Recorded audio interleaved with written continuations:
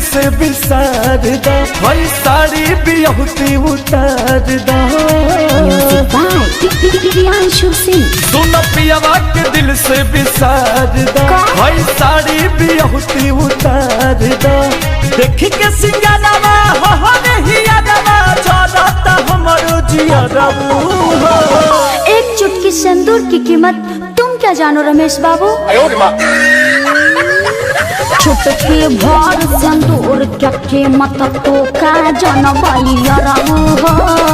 चुटकी भर सिंदूर क्या कीमत तो का जानबाई यारबू हो। चुटकी भर सिंदूर क्या कीमत।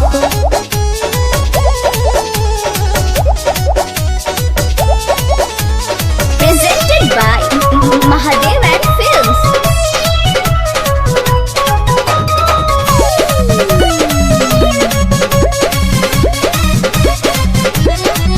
रहने कुंवार तू ही हाथया जमैला, छछनेला काहे पहले ही कभर खैला। अरे अब बर्दाश्त करके रह बुझला।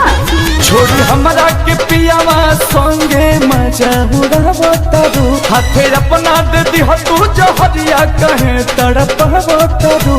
नैहर मेरा खतरा हूँ नजरिया, आवत रहू मिले घर चुटकी भर सिंदूर क्या कीमत तो का जानबाई यारबू हो। चुटकी भर सिंदूर क्या कीमत तो का जानबाई यारबू हो। चुटकी भर सिंदूर क्या कीमत। चुटकी भर सिंदूर क्या कीमत।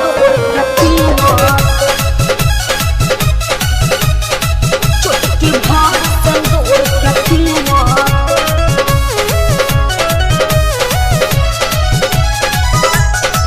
पहले के बात अब बिसार देनी दिल से, खुश बानी हम प्रियांशु जी से मिलके।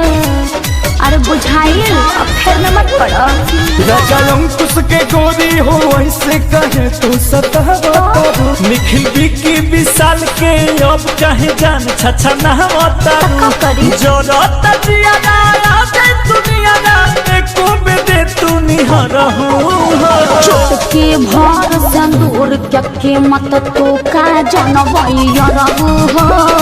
चुटकी भर सिंदूर क्या कीमत तो का जानबाई यारबू हो। चुटकी भर सिंदूर क्या कीमत। पियावा के दिल से बिसार दा, भाई साड़ी बियहुती उतार दा। देखी के सिंगारवा हो नहीं यादवा, चलता हमरो जियरबू हो।